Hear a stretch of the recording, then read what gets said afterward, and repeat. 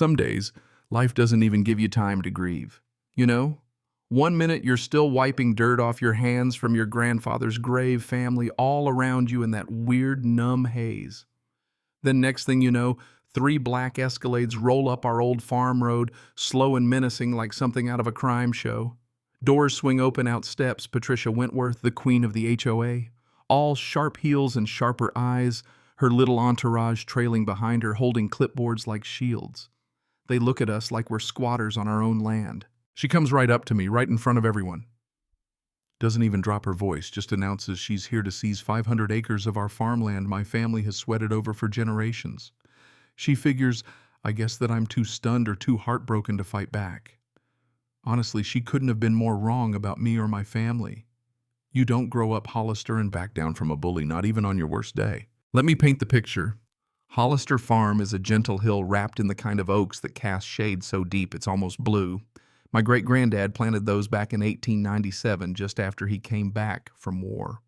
My grandfather, Walter, was born in the house on the ridge, lived and died here. He was 89, buried in the same dirt he worked every day of his life. But times change. Now strip malls and subdivisions are closing in all glass and asphalt, swallowing up what used to be endless countryside. We're like an island, three sides boxed in by suburbia, but the fourth side, Crestwood Heights with its fancy gates and manicured hedges, well, they've always looked down their noses at us. And that day, we didn't even get a chance to finish saying goodbye. Patricia, her hair perfectly silver eyes, sharp as a tax bill, walks up and says, "Mr. Hollister, sorry for your loss, but there are matters that can't wait." That's when her board of minions fans out and starts slapping yellow violation notices all over the barn, the fence, even the old equipment shed. Aesthetic violations, she calls them, as if my grandfather's hand-built barn standing 120 years was just an eyesore to her. She says the exemptions my grandfather earned, those died with him. Guess she figured patience was the same thing as weakness. Here's the thing, I never raised my voice, not once. I just looked her dead in the eye and asked Patricia, "You know which bank holds the construction loan for Crestwood Heights?" For a split second she hesitated, just a flicker, but she found her footing quick. "Our financial matters are none of your concern," she said, but I could tell she wasn't as sure as she wanted to sound. They drove off, those yellow notices flapping in the wind behind them, and there I was standing with 4 generations worth of fight on my shoulders, a battle I never wanted. That's when Raymond Burke showed up. My grandfather's best friend, our family lawyer, been with us 40 years. He handed me an envelope, my grandfather's writing shaking but clear. "Only open when Crestwood begins." Raymond just nodded. He knew they'd come. He prepared for this. I tucked the letter away. I wasn't ready for whatever was in there. That night in the old study, I noticed this photograph of Grandpa shaking hands with the founder of Ridgemont Regional Bank back in '52. Never thought twice about it until then. That's when my phone buzzed, a special meeting notice from the HOA. Topic: seizing agricultural land. Patricia was wasting no time.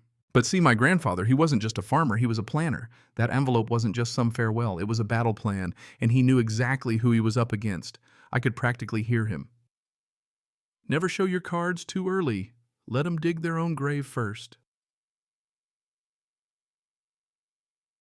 Patricia. She was already holding the shovel. That HOA meeting was a circus. 200 residents, the Crestwood logo huge on the screen, and Patricia up front in her cream blazer, pitching the Crestwood Vision 2030 swimming pool, tennis courts, luxury, everything, right where my family's land sits. She clicked through digital renderings, soaking up the applause. Nobody questioned the price tag until I did. What's the budget? Who's funding this? What's the loan balance and which bank holds it? I said it loud enough for everyone to hear. Suddenly the room shifted, whispers, sideways glances. Patricia tried to move on, but her tech guy, Bernard, fumbled and accidentally flashed the financials. Ridgemont Regional Bank, $47 million. I snapped a photo before Patricia barked at security to haul me out. On my way out, I made sure everyone heard I'll be filing a public records request. And I did let that little seed grow. Here's the twist nobody saw coming. My family's trust were Ridgemont's biggest depositors, founders, not just customers. That envelope at home proof. Next morning, the county sends me a notice imminent domain assessment moved up to just 30 days. Patricia's desperate, speeding up the clock. I finally opened Grandpa's envelope. Inside, Original Founding shares a confidential bank memo exposing Crestwood's risky loan and a letter. Patricia needs our land for promises she can't keep. See Theodore Mills at Ridgemont, it says. I tracked down Theodore. The man's all starch and spectacles, banker's handshake, tight as a bear trap. Turns out Crestwood Ventures LLC, the group buying up land, is just a shell company. 3 partners, one of them is Patricia herself. She'd promised a big hospitality company a resort on our farm. If she pulled it off, she'd pocket $4.2 million. That fancy community center just smoke. The HOA loan was for infrastructure, but hundreds of thousands had been funneled to consultants who surprise worked for Crestwood Ventures. If this deal failed, every family in Crestwood owed $150,000. Not one of them knew. Patricia was gambling with their futures. With our shares, we controlled 23% of the bank's vote. I could freeze their loan, force a review. But I waited. Sometimes patience does more damage than pride. Desperate people trip themselves up. Weeks passed. I started collecting evidence. Security cameras caught HOA folks trespassing, dumping trash at 2 a.m., posting violations. Every time I filed for records, I got stonewalled. Then one day I got an anonymous email, scanned invoices, $340,000 paid to Crestwood Ventures, signed by Patricia. Be careful. The note read, she has friends everywhere. I started digging in county records, and there it was. Hollister Farm has been a protected agricultural zone since 1987, locked tight against forced development. All those violation notices legally worthless. Eminent domain was their last Hail Mary. That's when Linda Sutherland showed up, neighbor, retired accountant, sharp as a tack. She'd seen Patricia's cooked books from the start. With Linda's help, evidence started piling up: whistleblower tips, forensic paper trails, no way to explain them away. Patricia, meanwhile, was in panic mode, secret meetings, threatening board members, trying to purge anyone who questioned her. Her ally on the county board bailed. He saw the storm coming. Linda started a petition for a special audit. Residents wanted answers. When the bank froze Crestwood's funds, Patricia lost it. Same week, a brick sailed through my window. Security cameras caught a figure running back to Crestwood Heights. It wasn't just legal games anymore, it was intimidation. 10 days out from the hearing, the bank declared Crestwood's loan high risk. If it defaulted, every family there owed $235,000, double what they'd signed up for. Linda sent a community-wide email with all the evidence attached. The truth spread faster than Patricia could spin it. Her grip slipped. Residents called an emergency meeting. Days before, Patricia tried to cut a deal in a coffee shop. She wanted to keep her reputation. Let me keep the land as long as I stayed quiet. She threatened to dig up dirt on Ridgemont, but she had nothing. She looked scared for the first time. The night of the big meeting, Crestwood Community Hall was packed. Reporters, neighbors. You could taste the tension in the air. Linda laid out the numbers. The bank rep explained the mess. Patricia tried to play the hero, then admitted to the consulting fees, blamed everyone for not trusting her. The vote, nearly unanimous.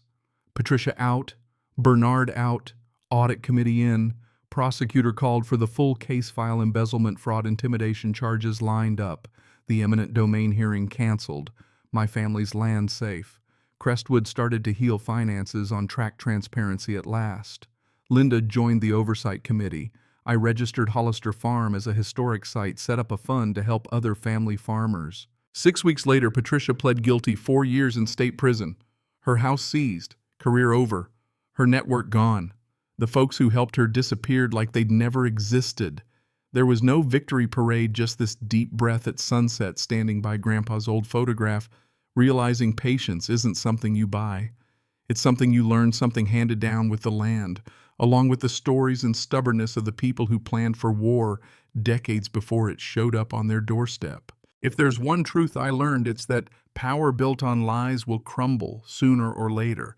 Sometimes the strongest hand isn't the one that strikes first, but the one that waits, holds out for the storm to pass, and lets justice land right where it belongs. So I gotta ask, where's the line between protecting what's yours and standing up for what's right? Ever see somebody try to use power, money, or rules to take what matters most? What did justice look like for you? Drop your stories below, because no Patricia should ever get away with this again. If this hit home, like, share this story And let's make sure the next person who tries to bully a whole community thinks twice. Justice isn't a fantasy. It's what happens when folks stand together no matter how long it takes.